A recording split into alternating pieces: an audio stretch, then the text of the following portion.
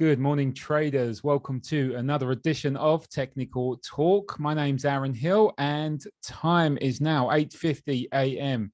GMT.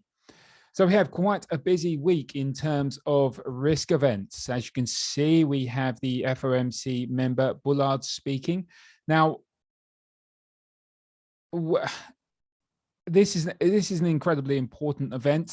Traders should be aware of, as Bullard is a known hawk who, in an interview on Thursday with Bloomberg in the second half of last week, actually called for a 100 basis point increase by the 1st of July. Now, 100 basis points, for those who do not know, is simply a 1% increase in the Fed funds target rate. This followed U.S. consumer price inflation data, which which on Thursday reported the consumer price index rose 7.5% on a year-on-year basis for January. And this is the highest level in nearly 4 decades. Now, stripping out food and energy, core year-on-year inflation for January also recorded a 6% jump versus a 5.9% consensus forecast. 15 minutes later, we also have ECB President Christine Lagarde speaking. It's due to testify at the ECB on the ECB annual report before the European Parliament. Now, kicking off Tuesday, bright and early, of course, we have the RBA minutes. And this is at 12:30 a.m. GMT. This is therefore likely to be monitored by the Asia Pacific traders, though as of right now, I've not seen much content on this, so it might turn out to be not much to write home about. The RBA minutes is simply a detailed record of the bank's most recent policy meeting. So a more dovish than expected minutes could be taken as a bearish for the Aussie dollar, while a more hawkish than expected minutes could be taken as a positive or bullish for the Aussie dollar. We then have UK jobs data on Tuesday at 7 a.m. Look, unemployment is set to remain unchanged at 4.1%. It's important to remember that the Bank of England, the BOE, has just delivered its first back-to-back interest rate hike since 2004, and this is amid surging inflation, which the central bank actually expects it to peak above 7%. Later in the session, we also have the US PPI for the US PPI data for January, and this is a month-on-month figure, and economists forecast a 0.5% increase here. Now, again, this is particularly important given the inflation situation in the US right now. The PPI is a leading indicator of consumer inflation that's usually released around 15 days or so after the month ends. Okay, moving over to Wednesday, we kick off with China data, and this is inflation data. Now, do be aware these are year-on-year figures. And this is set to release at 1:30 a.m. GMT. UK CPI data is seen later on at 7 a.m. again GMT, an hour before London opens its doors for business. This is another year-on-year release. So taken each month. So this is January's data compared with January's data 12 months ago, which is usually released around 15 or so days after the month ends. This has a high impact expected, given the inflation environment here in the UK right now, and consensus shows the expectation is for an unchanged 5.4%. US retail sales are up next on the calendar, as well as core retail sales. So retail sales are expected to have increased by 1.8% last month, and that's expected to have been boosted by higher auto sales, with the core reading, which actually excludes autos, expected to have increased by 1%. And finally, we have the FOMC meeting minutes at 7 p.m. This will be widely watched. It's a detailed record of the FOMC's recent meeting. Now, speeding things up, on Thursday, we have employment change and the unemployment rate for the Aussie dollar. From Australia. As you can see, unemployment is expected to have to remain at 4.2%, though the employment change is anticipated to have dipped by minus 15,000, and this is from the prior of 64.8,000. UK retail sales for Friday are expected to have rebounded by 1.2% from Friday's 3.7% drop. This is a primary gauge of consumer spending. However, inflation, rising energy bills, higher rates of tax that will kick in very soon, will all likely weigh on the outlook. Okay, so switching over to the to where we are in the markets right now. So Asia really, it's pretty much a mixed session. For the Nikkei 225, we ended 2.2% underwater. For Australia's ASX 200, we ended higher by 0.4%. Now, more importantly, in Europe, we are lower across the board. I was lost for words there. Lower across the board, the FTSE 100. The FTSE 100 out of London is down by 2.2%. Germany's DAX is down by 3.6%. France's CAC 40 down by 3.4%. And the Euro Stoxx 50 has tumbled so far this morning by 3.4%. Now, just taking a quick look at US equity index futures, we're also lower across the board. The Dow Jones futures is down by 0.6%, 0.7% lower for the S&P 500 futures. Now, the NASDAQ 100 futures is also down by 0.7%. No doubt this will have the risk-sensitive currencies lower. Yes, as we can see. So we have the Aussie dollar currently lower by 0.7%. The New Zealand dollar, as you can see, the New Zealand dollar pairs are also lower across the board, with some quite hefty losses seen in the New Zealand dollar against the Japanese yen, down 1%, with the New Zealand dollar currency pair down by 0.8%. And as you would expect, safe haven currencies are higher across the board. With this, just taking a quick look at the crypto market. As you can see, we are lower across the picture here. Bitcoin is down by 1%, 0.9%, I guess you could say. Ethereum against the US dollar down by 2.4%. Yes, so and Ripple, of course, is down by 5.1%. Now, switching over to the charts this morning, the euro dollar, it's moved so quick, the markets this morning. So euro dollar, as we can see, weekly resistance at 14.73, 15.83 came into the light last week and produced a near 1% drop. Now we can see prices lower this morning, and that has seen price test the limits of the support area at 13.69, 13.09 on the daily time frame. Currently, we are testing the trend line resistance turn support. So this could be somewhere we see buyers come in from. Now, more importantly, on the shorter term time frames, this is the H4 time frame and this is the H1 time frame. We are approaching prime support on the H4 scale at 1262, 1304, which houses the H1 prime support at 1264, 1294.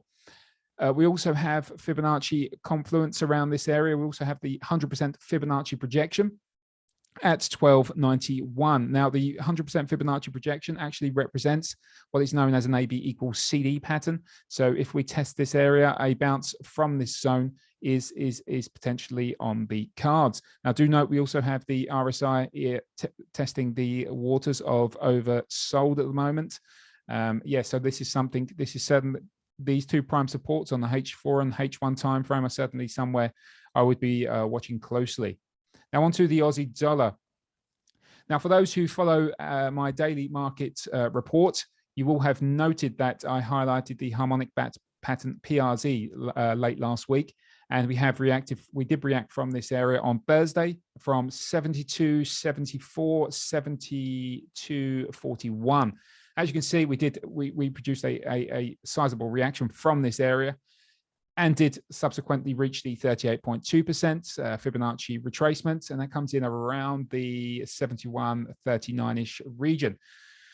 Now, between the 38.2% and the 61.8% Fibonacci retracements, which are derived from the legs A to D of the formation, these do represent take profit targets. As you can see, we are on the doorstep of the 61.8% region right now, which could be tested very, very soon and ultimately complete this pattern. But do expect the possibility of a dip into the H4 support area at 70.46, 70.23. Now, in line with this, we also have an AB equals CD formation forming on the H1 time frame here. I did note in the market briefing that if we drop below the 71 figure, we can expect follow through selling to emerge to around the H1 support at 70.42, which is also the termination point for the AB equals CD, or the 100% Fibonacci projection at 70.45-ish. Interestingly, this H1 support is also seen within the walls of this support area on the H4 time frame. So do keep a note of these areas going forward. And moving over to the dollar yen, not much going on the bigger picture, so I'll leave this out for the time being. But right now we are on the verge of testing prime support at 114.90, 115.01 on the H1 time frame. Now this is a key area short term, because a whipsaw below this round number is likely enough to trip stop loss orders and provide bids fuel to actually lift price. So we could see a minor dip below this round number and a possible recovery forming. Also, do take note that the H4 trend line support at this point here, taken from around the low of 113.47, actually aligns with this H1 support. So we have confluence there. In addition to this, we have the H1 time frame on the verge of potentially printing some bullish divergence if we dip into this prime support. Okay, on to the pound dollar. Look, the resistance at 136.02 on the daily time frame is clearly holding, is clearly providing a ceiling for this market. If we do come above here, do keep an eye on the 200-day SMA at 36.95. Nevertheless, support at 33.55 on the daily time frame is a downside objective. Now, on the H4 and the H1 time frames, this is interesting. Quasi-minor resistance turns support on the H4 time frame at 34.98, I believe this was. Yes, 34.98 has already received a test, and this was early last week, I believe. Yes, early last week. So we have already tested this area, as well as already tested this H1 prime support at 34.77, 35.14 on the H1 timeframe. So I do anticipate potential weakness within this area and also the H4 level. What this does is potentially opens the doors for a drop into this prime support at 34.28, 34.44.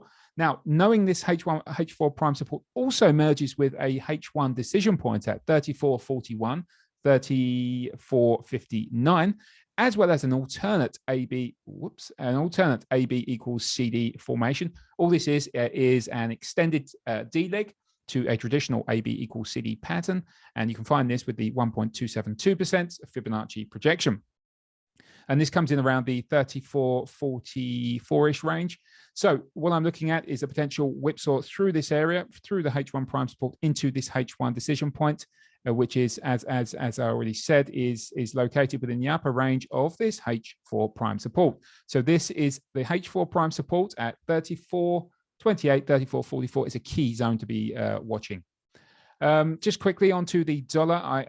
With the dollar rallying now, I was looking at this support area here, which is made up, as you can see, of Fibonacci ratios and a trend line support. But given the dollar is up currently by nearly 0.3%, I'm going to leave this for the time being, but this is a support around the 94.65-ish area on the daily time frame that could react if tested.